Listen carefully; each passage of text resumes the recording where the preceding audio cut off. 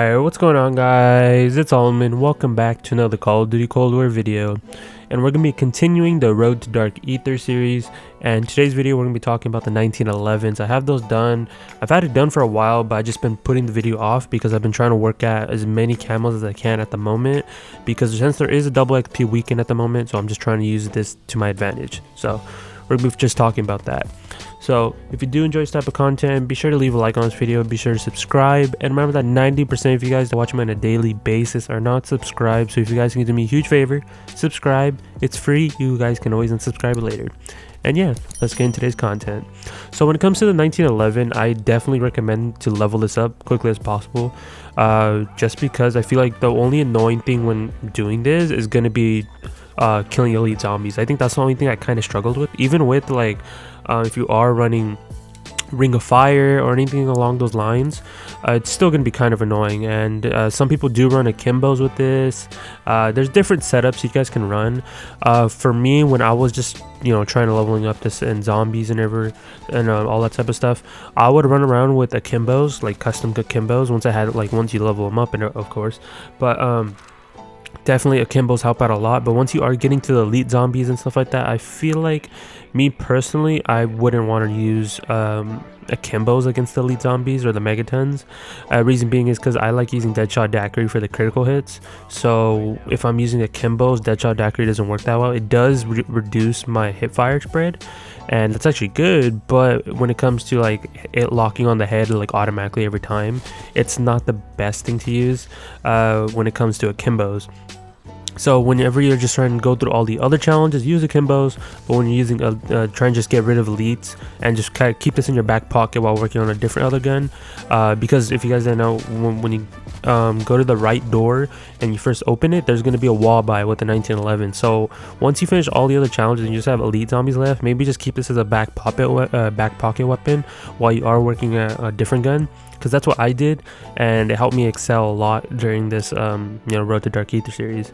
And especially when you can combine, like whenever the megatons get really low, and let's say you want to kill them, just get them really low with your main weapon, then right before they're about to die, shoot them with your 1911, and it'll count towards both, which they still haven't fixed. I don't know why that's a thing, but it just is.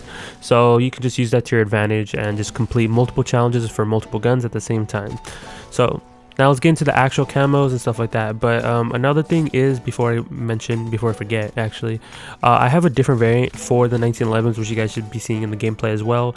I'll be using the endowment pack for the 1911s because I have a variant for it, and I just want to use that type of gameplay instead of just something different. I mean, it basically looks almost exactly to the original variant. It's just a little things here and there, but I just wanted to use those just for something different. But it looks really cool. I like it. And then I have the gold Viper camo on it as well. So that's another thing. So now let's get into the camo. So we'll go in order, and then we'll make our way towards the end. I'll just give you my extra little tips here and there at the end as well. So when it comes to grunge, you need to get 2,500 kills with the 1911 and zombies. That's not bad because there's a lot of pileup glitches at the moment, and if you can always train at the spawn. Definitely run akimbos with this. It's gonna kill a lot of zombies because you basically have dual 1911s with extra ammo, so that's gonna help out a ton. That's why I highly recommend using akimbos for like this types of challenges. But when it comes to elites, just keep the 1911 in your back pocket for the final like kill of the megaton. But yeah, akimbos with this, just circling around zombies, or even doing the glitches that you guys can do in zombies, camping in the yard, or even by the left wing, you'll be able to finish this challenge pretty good. Just make sure you have like Deadshot Daiquiri because it'll reduce your hip fire spread. Run a laser on here as well because you'll reduce the hip fire as well, because you kind of want to lower the hip fire spread and make sure you have good movement and a decent amount of ammo. That's what I would recommend for a build for this, because this type of build will actually help you out a lot, because you can be able to run, especially with the just running with the actual like perks and everything like that. And then on top of that, if you have Deadshot Daiquiri, reduce their hip fire spread, you'll be literally no, like hip fire spread isn't even going to be an issue, speed isn't even going to be an issue, and just you're going to have ammo. And if you have the right perks, you'll be settled. So you do want to get Juggernaut, you do want to get Speed Cola. Quick Revive is, I mean, that's up to you. I mean, if you are doing the glitch, you don't need Quick Revive, but if you are just playing regularly, Quick Revive is going to be a thing. Stamina is going to be a thing. Deadshot Daiquiri is going to be a thing. The only one I don't like to use as much is Elemental Pop. If I'm just, you know, just grinding high levels or high ranks for zombies, then yeah, I'll get Elemental Pop. But if I'm leveling up guns, I don't get Elemental Pop because I don't want like turned, or I don't want a zombie to be turned to a good person because, or like an ally, and the reason being is they steal your kills. So that's the only reason I don't do that.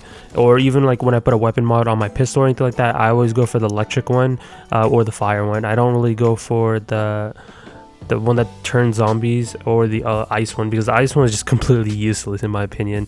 Sure, it'll slow down zombies, but it's not going to increase the damage at all. So that's why I use the lightning one more, because it also does additional damage to the megatons. I think it's the only one that does like additional damage. The fire one is just a ticking thing that does, you know, it just spreads out, but I think the electric one has to be the best one out of all of them. So if you are going to put a weapon mod, highly recommend doing something like that. So now let's get back into the camos. But yeah, like I said, going to like get kills and stuff like that, you're just gonna have to run around, train zombies straightforward with the Kimbos. That's just my high recommendation of that. Then we move on to the liquid camos, and you're gonna have to get 2,500 critical hit kills. The only annoying thing is you can't use the Kimbos with this, because like I said, Deadshot Daiquiri doesn't work with the Kimbos. It will lower your hipfire spread, but it won't give you the easy crit kills. So you're gonna have to, like this challenge and killing megatons, you're gonna have to use just a base 1911 without a Kimbo. You can use any other attachments, just you can't use a Kimbo. I mean, if Kimbos do help you out and help you get your crit kills easier, go for it.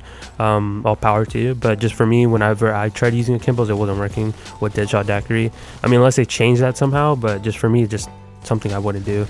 So that one's just gonna be an annoying one, but hopefully you guys can get through that as well. Then we have the brushstroke challenges. Get 2,500 kills with the 1911 pack-a-punch. Straightforward. You guys can easily get this pack-a-punched, and you guys don't even have to run a pistol at the beginning or even run a loadout. If like let's say you're level 1 with this, like, and you're trying to level up still, just use your knife at the beginning, and then there's a 1911 literally in the next room, and you guys can just buy it off the wall. So that's just my recommendation if you are doing these early on. But I mean, by the time you get to the brushstroke challenges, your gun's gonna be leveled a decent amount of time, so you'll have some good attachments. Then we're gonna move on to the vintage camo challenges, and you have to destroy 15 elite zombies. That's, like I said, keep it in your back pocket. Use a different like AR or something, and just have this in your back pocket, and just to help you out. Because if you're gonna be using this to kill the megaton, you're gonna have to get a lot of crit kills and have this pack-a-punch like quickly as possible. Because the pistols don't do as much damage as they needed to. Even with the Kimbos, I mean, the Kimbos with the Ring of Fire, I think it might work out, but I still recommend that you guys should put this like in your back pocket, because you can easily do 2 challenges at once by using 2 different guns. Like I said, it combines for both, so that's why I always notify you guys to do that. Then we have the fauna camos, which is like all the tiger camos. I wish that they were in multiplayer, but I don't think they are. And that's just to get 10 kills rapidly 10 times with the 1911. This one's really easy. I feel like they reduced the amount you have to do on this, but 10 kills 10 times rapidly is not bad, because you can put a decoy, you can put anything like on the floor, even a monkey bomb, and just kill all the zombies that get to it, and you'll finish the challenge at nothing. Especially if you have Kimbos. If you are running a one gun for the 1911s, I mean, you'll get a decent amount of kills, but if you're running a Kimbos, you can kill a lot of zombies rapidly, so I highly recommend doing that. Then we have the typograph. Get 3 or more crit kills rapidly with the 1911 25 times. You're gonna have to just use a single 1911 with this. All power to you if you do want to use the Kimbos, but for me, personal preference, I don't like using Kimbos when you have to go for crit kills. And make sure you have Deadshot Daiquiri, because that literally just locks onto heads every time. You don't have to worry, because if you don't get Deadshot Daiquiri, it just aims at their body, like lower torso, and you don't get crit kills. So if you do run Deadshot Daiquiri, it'll automatically lock onto the heads. And whenever I do so gameplay sometimes, and I do have Deadshot Daiquiri, you guys can tell it automatically locks onto the head, and I don't have to worry about anything. So that's why I just do that. Then we have the last one, which is the infection challenges. Get 20 or more consecutive kills with a 1911 without getting hit. And this might be difficult for some people because they consecutively do get hit by zombies when they have a big horde. So what I usually do is, when you do turn on the power, activate Pack-a-Punch, you're always going to be getting dogs within like every round. You're always going to have that one dog that's going to hit you, you ruin your combo. So what I usually do is I always get rid of the dog first, and then I kill all the zombies. Or if there's a megaton or like some dogs, get rid of the megaton, get rid of the like the dogs, and then go for the zombies, because it's going to throw you off, and you know you're always going to get hit some way. So that's why I always do that. I mean, unless you are doing god mode glitches, out of the map glitches, any of that type of sort, then you don't have to worry about this challenge. But if, like I said, if you are a normal casual player, it's going to be really annoying, and you know, it's just going to be something that you're going to have to deal with. But those are all the challenges for the 1911. They're relatively almost the same for all the other pistols, but when I get to those, definitely I'll have a video for that. But at the moment, the stuff I'm doing at the moment is just grinding levels, because right now I have 3 ARs maxed out, and I still need to max out another 2. I still need to work on 4 more SMGs, 4 more tactical rifles, and 3 LMGs, and then 3 snipers. And then 2 of my pistols. Shotguns are maxed out, launchers are maxed out, knife is maxed out, and special weapons are not maxed out. So now it's just a grind for levels, but I'll have videos on the RPG soon. I think that's the only thing I'm missing out on.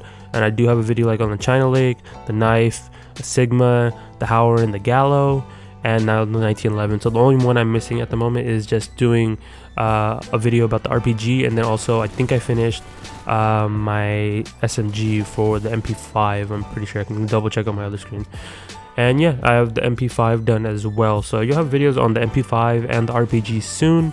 I just have to work on editing those and recording those in my own time, because I don't want to waste this double XP at all, because I just leveled up 3 guns within a couple hours. So definitely a few more hours, I'll probably max out all my ARs, and then tomorrow I'll probably work on my SMGs, and then so forth. So that's gonna be it for the video, guys. Hope you guys enjoyed. Be sure to leave a like on this video, be sure to subscribe, and turn your notifications so you guys aren't missing out any new content, and you guys can stay and just keep watching the videos on a daily basis.